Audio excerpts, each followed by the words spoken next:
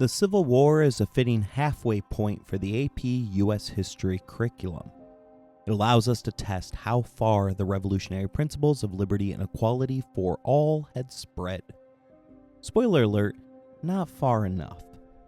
As well as how the growing sectarian divide between the North and South would set the stage for what would be a Northern victory. Meanwhile, the goals of Reconstruction show us what might have been, with noted civil rights activist W.E.B. Du Bois pointing out to us that Reconstruction had been a tragic failure, not because it was ill-conceived, but because the nation lacked the will to see it through. This refusal to see the job done set the stage for a number of the events which would follow, particularly the need for a civil rights movement. In my own mind, the Civil War is one of the most insanely stupid moments in American history, as the leading cause of the war, slavery, had already been determined by most nations to have been an abhorrent practice, which stifled the development of states more than aiding them. My own disbelief in the fact that a Northern war of aggression was necessary to force Southerners to let go of the peculiar institution doesn't diminish the significance of an event which literally consumes all of the oxygen in period 5 of the AP curriculum.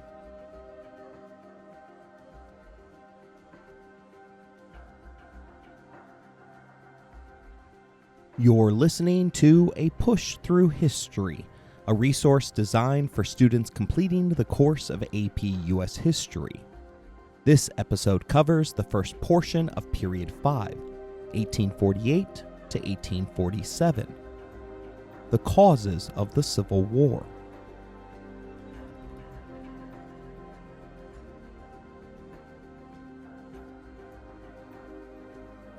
The easy answer is that slavery caused the Civil War. While true, that response by itself misses the nuance that surrounded the issue for the people living during that time.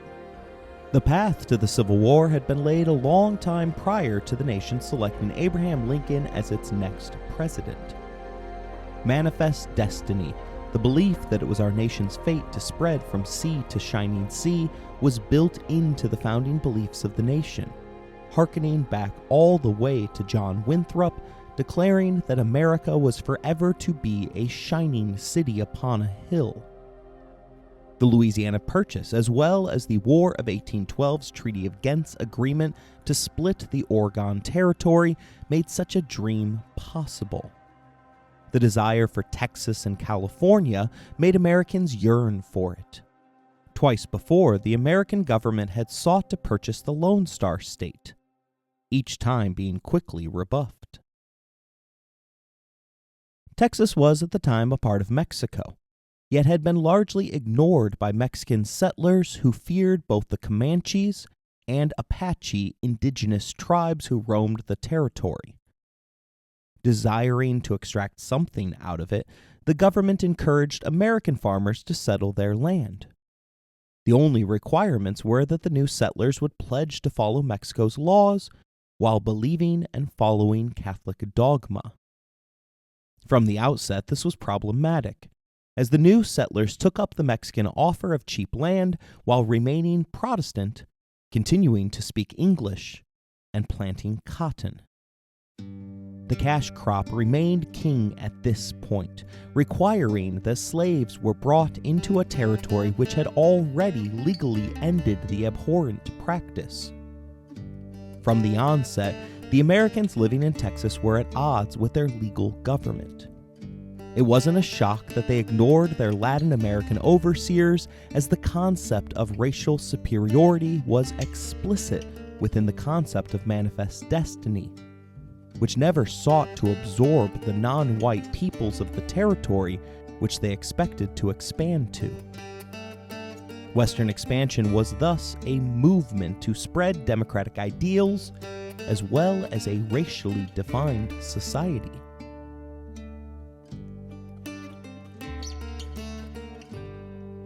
Stephen Austin had established the very first legal American settlement in Texas in 1822. Others soon followed, resulting in a breakaway province of Fredonia being proclaimed in 4 years later. As was their right to do so, the Mexican government brutally crushed the rebellion, and in an attempt to prevent further uprisings, halted its American immigration problem. The rich soils of Texas, however, proved to be too attractive, and Americans continued to illegally flood across the border. By 1835, more than 30,000 Americans called Texas their home. General Santa Anna coming to power upset the delicate balance in the territory, as he consolidated state power in order to rein in fringe portions of the empire, particularly Texas. Austin and other leaders were imprisoned under false charges of inciting rebellion, and Santa Anna sent troops into the region, sparking conflict with the illegal settlers. Fierce pockets of insurgents formed throughout the land, the most notable of which took over San Antonio's Alamo. They, like all pockets of resistance in the uprising, were crushed by the Mexican army. Confident in his success, General Santa Anna underestimated Sam Houston, whose small force at the Battle of San Jacinto managed to capture the Mexican ruler, who subsequently agreed to free Texas in exchange for his own emancipation. Fighting continued on a small scale, but the new nation of Texas managed to beat back the Mexican army as well as remove large numbers of Mexican citizens whom they assumed would retain their loyalty to the state of their birth, proving yet again that there was a racial component to Manifest Destiny. Although they applied to statehood, Texas had to wait, as the entrance of a large slave state would upset the delicate balance that had been achieved with the Missouri Compromise of 1820, which had exchanged the entrance of Missouri as a slave state with the creation of Maine as a free state. Although Texas resided beneath the established parallel, there was no northern territory that was yet ready to enter the Union. In the intervening years, Texas made trade deals with England and France, while dreaming about one day creating a nation that would rival both the United States and Mexico. The issue of Texas annexation reared its ugly head again in the election of 1844, when rumors began to swirl about Great Britain's interest regarding the Oregon Territory. Southern Democrats favored Texas annexation and nominated James Polk, the governor of Tennessee. Polk was a slave owner and an avowed expansionist who went by the dubious nickname of Young Hickory. He and the Democratic Party took up the slogan 5440 or fight to proclaim their desire to pair Oregon and Texas together for admission to the Union. The policy carried Polk to the White House, but he lacked the two-thirds majority needed in the Senate to annex Texas, admitting it as the 28th state via a joint resolution in December of 1845. Mexico immediately reacted to the news by cutting off all relations with the United States. Although they were clearly annoyed with the annexation of Texas, there was little that they could do about it, as Mexico had become beset by problems, including, but not limited to, civil wars, political instability, and a stagnant economy amid massive debts to European banks. Polk hoped to take advantage of the situation by creating a similar uprising within the Mexican territory of California. His Secretary of State actively encouraged influential Californians to seek independence with the understanding that they would be quickly admitted to the United States. Naval commanders rushed toward San Francisco Bay and other key coastal towns, while Captain John Fremont and his expeditionary forces began exploring the Sacramento River Valley. Polk faced a number of detractors for this policy, which eventually nudged Mexico to war. John C. Calhoun claimed that Mexico was the forbidden fruit. The penalty of eating it would be to subject our institutions to political death. When yet another attempt to purchase Mexico was rebuffed, Polk sent an army into a contested area along the Rio Grande.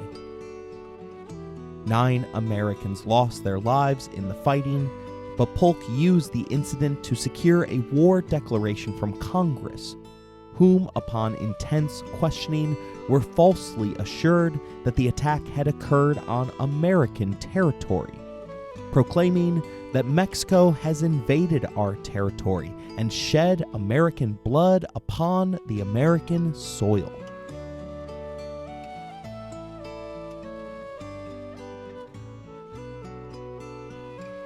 The U.S. dominated the fighting, with General Zachary Taylor crossing the border to take multiple cities across a period of 3 months.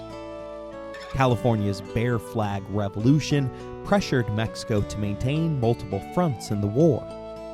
Satisfied with taking California and establishing the U.S.-Mexico boundary along the Rio Grande, Polk sought to end the war quickly, but Mexico steadfastly refused to negotiate. It took 14,000 American soldiers seizing the Mexican capital to result in the rise of a new government which finally acceded to the American demands for peace. 13,000 American soldiers lost their lives during the war, with 11,000 of them succumbing to disease, versus the 25,000 casualties handed out to the Mexican army. The subsequent Treaty of Guadalupe Hidalgo gifted 1/2 of Mexico to the United States, including New Mexico, California, Nevada, Utah, most of Arizona, as well as parts of Colorado and Wyoming. Although the U.S. had been willing to pay $30 million for California, the final treaty terms only saw $15 million sent Mexico's way. Another $10 million would flow south via the Gadsden Purchase, which completed the acquisition of the lower portion of Arizona, in hopes that the Transcontinental Railroad would go through the South. Despite the relatively successful nature of the war, a number of individuals hit back at Polk for his premeditated escalation of the conflict. Ulysses S. Grant, an officer during the war, called it one of the most unjust ever waged, while Abraham Lincoln pointed out that a precedent was set which would allow the president to invade a neighboring country whenever he shall deem it necessary. He represented a growing chorus of anger directed at President Polk from Northerners who believed that the achievement of America's manifest destiny only favored Southern slaveholders. Writer and transcendentalist Henry David Thoreau retreated to Walden Pond while refusing to pay taxes to the U.S. in an act of civil disobedience. His prediction was that although the U.S. would conquer Mexico, Mexico would ultimately poison the U.S. The Doves managed to win the branding war, convincing the majority of Americans that Polk was waging a war of conquest to add new slave states in order to give slave-owning Democrats permanent control of the federal government.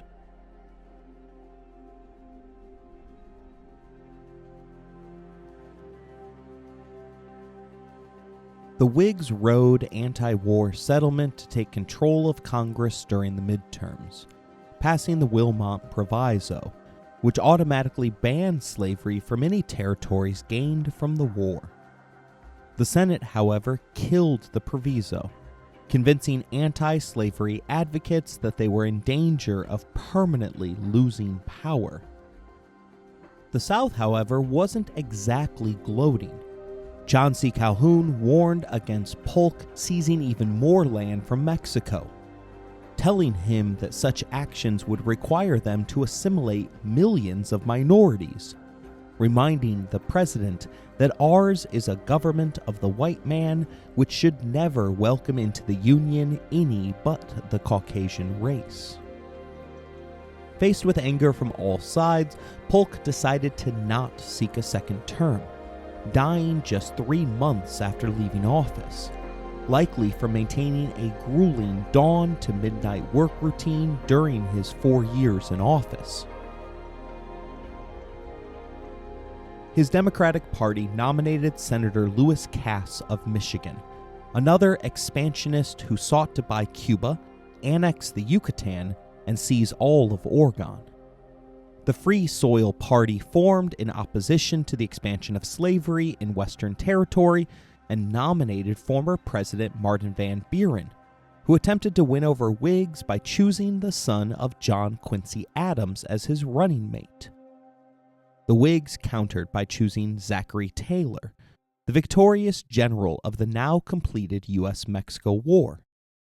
Although he was himself a slave owner in Louisiana, Taylor had pledged to oppose the expansion of slavery in the new Western Territories, which proved to be enough to earn him the support of the North.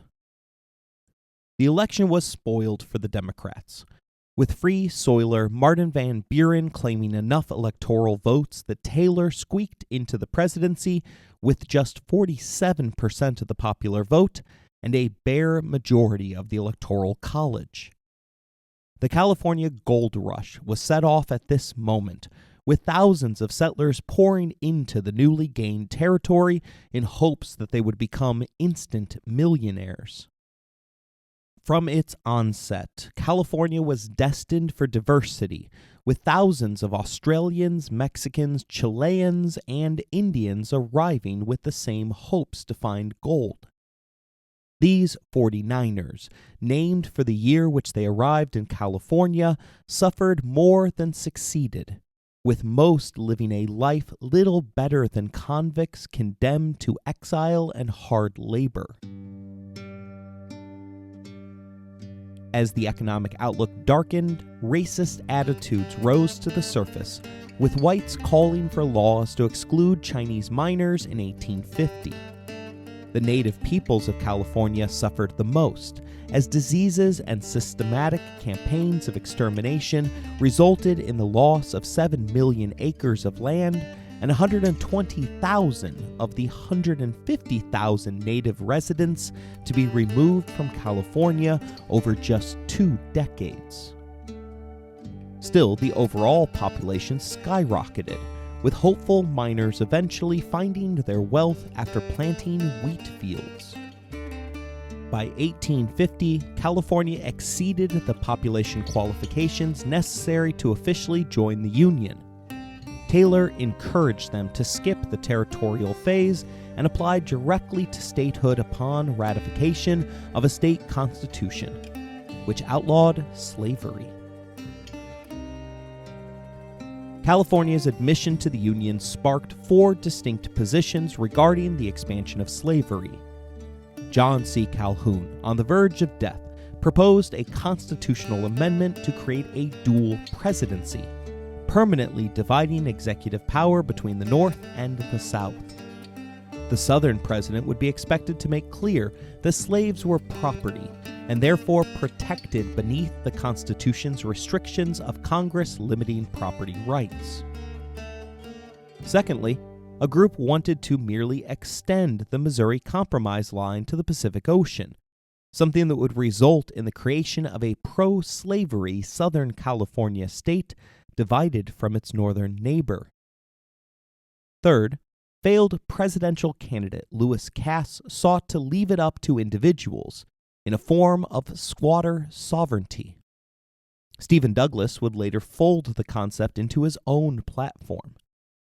Finally, a group of Americans sought to end the perennial debate by banning slavery right there and then, as it was, quote, morally unjust, politically unwise, and socially pernicious. Taylor might have been the exact man to figure out a solution to the problem. Unfortunately, he passed away from a stomach virus, likely caused by the poor sanitary conditions in Washington, D.C. Millard Fillmore succeeded him, a man known for his political flexibility.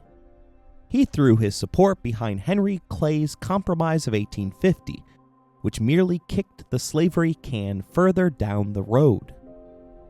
Like most compromises, it angered both sides of the aisle. The compromise was comprised of 5 separate laws, including the admission of California as a free state and the abolishment of the slave trade in the District of Columbia. It also resolved a boundary dispute between New Mexico and Texas, while granting the latter and Utah the right to popular sovereignty in order to decide the issue of slavery for themselves.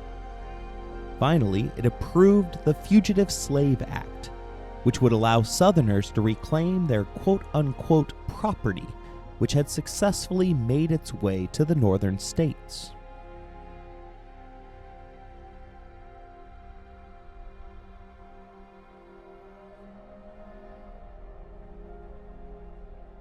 The Fugitive Slave Act was particularly grating to the abolitionist movement, which had emerged from the Second Great Awakening in order to oppose slavery. The movement wasn't uniform, with a number of different techniques for ending the peculiar institution. The American Colonization Society formed in 1817 in order to propose a gradual emancipation and phasing out of slavery, while helping newly freed slaves return to Africa via Liberia in order to establish a new society. African Americans themselves opposed the plan, as they were 3 or more generations removed from Africa and lacked any desire to quote-unquote return to a land that they had never known. William Lloyd Garrison used his newspaper, The Liberator, to push extreme viewpoints in hopes that he would inspire others to join the movement. Rather than focusing on how slavery damaged white society, Garrison shifted the focus onto the slaves themselves. This damage, he argued, was so terrible that gradual methods had to be rejected on face value. As his message spread, he was able to found the New England Anti-Slavery Society, which would go on to form more than 1,350 chapters across the northern and western states. Among its 250,000 members were Frederick Douglass, whose powerful speeches about the evils of slavery were sponsored by the society. African Americans in the North flocked to the Liberator, despite the fact that the vast majority of them lived in a perpetual state of poverty. David Walker, an African American in Boston, made clear that he was willing to fight for his country, claiming in a pamphlet, Walker's appeal to the colored citizens, that America is more our country than it is the whites, as we have enriched it with our blood and tears. He also encouraged slaves to slit their master's throat, as it was, in his words, a kill or be killed situation. His violent rhetoric made it difficult for white allies to partner with him, in the same manner as Garrison aligned himself with Douglass. It also ignored the fact that the vast majority of abolitionists were peaceful in nature. Black women like Sojourner Truth, as well as Harriet Beecher Stowe and Angelica Grimke, spoke out and wrote about the evils of slavery, using first-hand knowledge to convince Northerners that the practice was nothing short of evil. Still, the abolitionist movement remained a small but vocal minority in the North, with many facing violent reprisals from white Northerners whose heads were spinning with the influx of free blacks in the North, as well as the possibility of the abolitionists triggering a civil war. Garrison himself was nearly hanged by a mob in Boston. The fact that he and others refused to be silenced showed that the abolitionist movement was not comprised of people who made their political choices lightly. They were strong-willed, passionate crusaders who were willing to lay their lives on the line for others. Gradually, the more extreme factions separated from the moderate voices, with Garrison and Douglas even quarreling over whether or not Douglas should accept an offer to purchase his freedom, something that would allow him to end his self-imposed exile in England in an attempt to avoid being retaken beneath the Fugitive Slave Act. Garrison tried to convince him to reject the offer, believing that Douglas's message was more powerful if it were coming from a fugitive on the run, rather than a freedman who had accepted the legitimacy of the peculiar institution by participating in a legal buyout.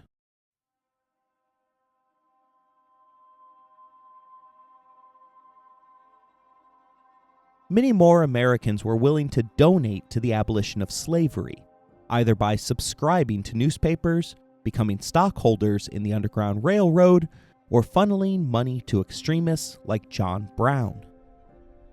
The Underground Railroad had been around for a long time by this point, with anti-slavery allies offering up their houses to runaway slaves who would then be conducted safely via multiple stops to freedom. Because of the Fugitive Slave Act, this often meant rehoming the escaped slave to Canada, Mexico, or even to Europe. Harriet Tubman is the most famous conductor, as she helped more than 300 people escape slavery, despite the fact that as a black woman she faced extreme danger if she were ever to be caught during one of her 19 successful rescue trips to the South. John Brown, a white man from Ohio, became convinced in the aftermath of Nat Turner's rebellion.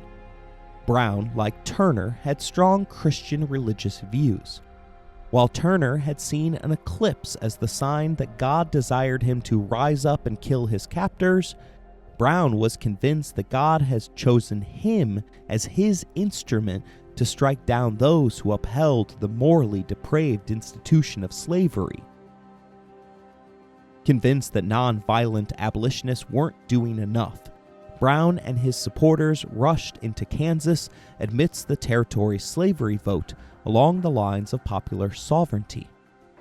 Although Nebraska and Kansas were both above the agreed-upon line of latitude established by the Missouri Compromise, Stephen Douglas, a powerful senator from Illinois, had negotiated the Popular Sovereignty Amendment in order to secure the Transcontinental Railroad's middle terminus in his home state city of Chicago.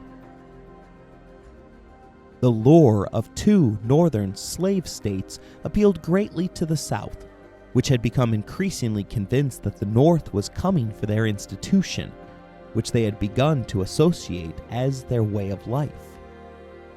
As a kicker, they forced Douglas to agree to remove the Missouri Compromise.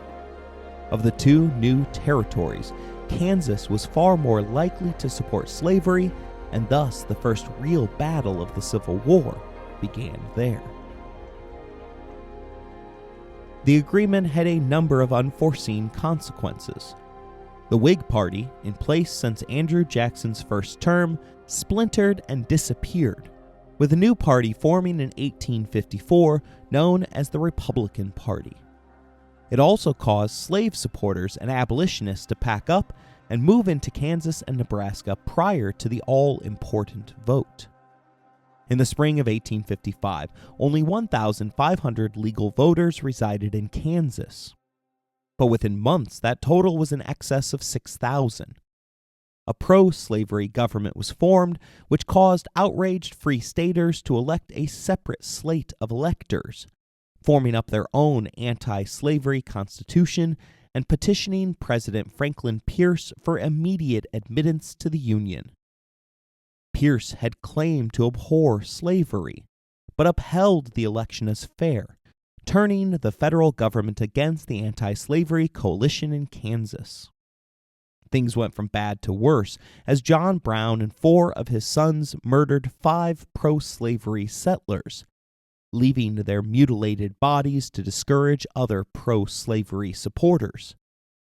The Potawatomi Massacre, as it became known, began an irregular guerrilla warfare throughout the state, resulting in the newest state becoming known as Bleeding Kansas.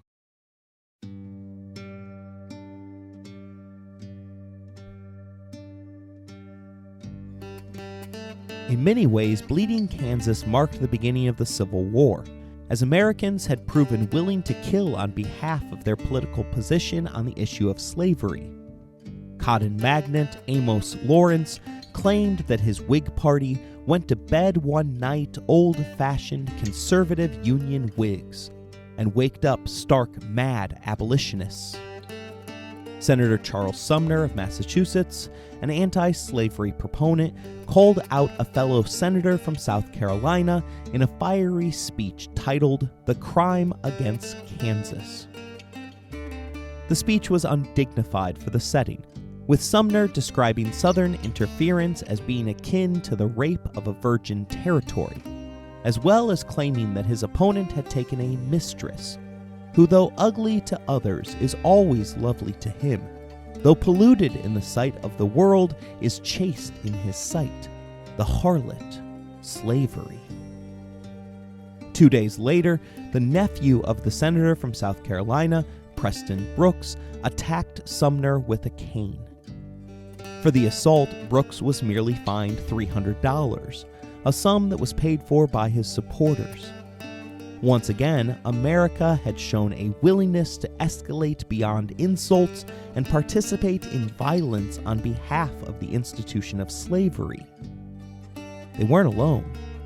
Frederick Douglass increased the fire in his speeches, declaring that the only way to make a fugitive slave law a dead letter is to make half a dozen or more dead kidnappers.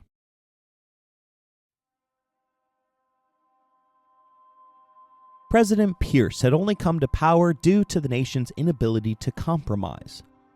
Anti-slavery candidates had split the vote, resulting in Pierce, a man sympathetic to the South despite being born in New Hampshire, continued America's expansionist foreign policy, keeping his focus squarely on Cuba. Congress also supported such an endeavor, with the Ostend Manifesto, urging him to seize the Sugar Island. Yet the president never acted upon it, resulting in his party refusing to renominate him for president, making him the only elected president to not have been nominated by his party for a second term. The Democrats instead went with James Buchanan as their standard-bearer. Buchanan won with 45% of the popular vote as the new Republican Party and the American Party, backed by former Whig President Millard Fillmore, split the anti-slave vote. A newspaper in North Carolina warned that if the Republicans had won, the result would have been a separation of the states right there and then. It was beneath Buchanan that the Supreme Court handed down the Dred Scott v. Sanford case. Scott had been a slave residing in a free state. He argued that that residence made him a free citizen. Roger Taney, Chief Justice of the court, as well as a slave owner himself, declared that black men could not be citizens of the United States, and tossed the case for jurisdiction reasons. The decision also went out of its way to claim that the Northwest Ordinance and Missouri Compromise, which both blocked slavery in the North, were unconstitutional, freeing up the possibility that some northern states could choose to introduce slavery. Buchanan pushed a similar pro-slavery agenda from the executive branch, attempting to bring Kansas in as a slave state and then Cuba. Republican opposition publicly accused the president and the courts to be participants within a slave power conspiracy. The outrage was so strong that Buchanan split his party and his nation, paving the way for Abraham Lincoln to succeed him.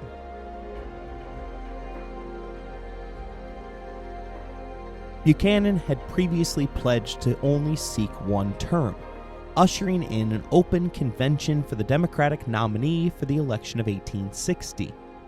From the outset, the party split, with Northern Democrats nominating Illinois Senator Stephen Douglas, while Southern Democrats threw their support behind the sitting Vice President John Breckinridge of Kentucky. The Republicans coalesced around Abraham Lincoln, a first-term member of the House of Representatives from Illinois. Lincoln was intimately familiar with Stephen Douglas. The two had sparred for Douglas's Senate seat, going toe-to-toe across Illinois in what became known as the Lincoln-Douglas debates. Douglas took the position that slavery was a terrible thing, but ending it would be a catastrophe for the U.S. economy. Lincoln conceded that the ramifications would be challenging for the nation, but settled upon the deontological viewpoint that we should never continue doing something which we know is morally wrong. Lincoln's opinion on the peculiar institution stuck with him, leaving most Southerners absolutely convinced that Lincoln would immediately seek the destruction of what most Southerners were calling their way of life, despite the fact that most Southerners didn't own any slaves. Abraham Lincoln would go on to win the presidency, despite the fact that he wasn't even on the ballot in a number of Southern states. His moderate views on slavery, appeal to small farmers, wage earners, and Midwesterners were enough to beat his two Democratic opponents. He had no political mandate, however, as he only received 40% of the countrywide vote and less than 1% of the popular vote in the South. "Lord, save us," came the cry from the South, as that region's residents questioned the value of remaining a part of a nation which didn't seem to value their thoughts or opinions. Lincoln himself promised not to do anything regarding slavery immediately, but the temperature around the subject only seemed to rise, with the Chief Justice of the Supreme Court, Roger Taney, a slave owner who wrote the Dred Scott decision, publicly recalling the horrors of Haiti, the only successful slave uprising in human history. At the minimum, they expected the incoming administration to suppress the trade of slaves across state lines, something that, in the wake of the international slave trade ceasing to exist, would destroy the future of the industry.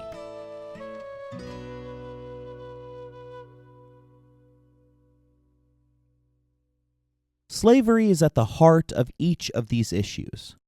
The lack of slavery sped up industrialization in the North, setting it apart from the South, which remained hardly changed and therefore quite stuck in its ways. King Cotton demanded slavery came to Texas, which began those residents' fight with Mexico, drawing the United States in and forcing us to reconsider the Compromise of 1820. The abolitionist movement drew attention to the issue, causing pro-slavery forces to fight back with the levers of power, including both the presidency and the Supreme Court.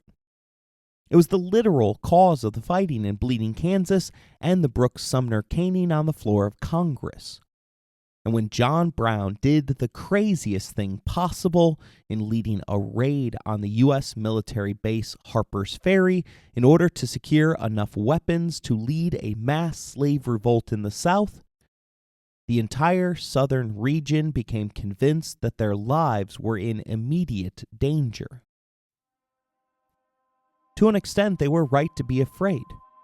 While there were no assurances that Abraham Lincoln would go after their way of life, uprisings like the one that John Brown tried to inspire, as well as the one that Nat Turner did lead, would only continue.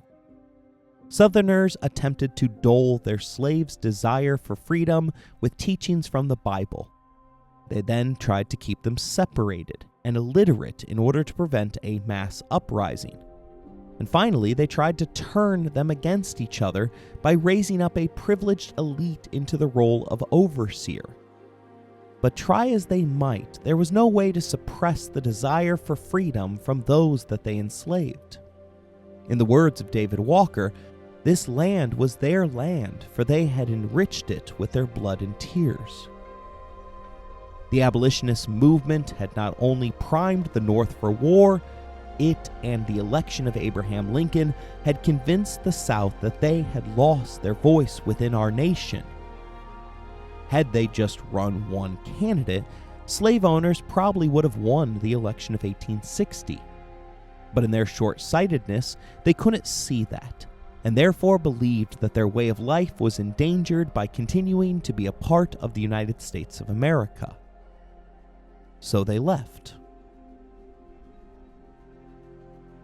They not only didn't deny the reason for their secession from the Union, they proclaimed it from the mountaintop. Virginia objected to, quote, the oppression of the southern slaveholding states.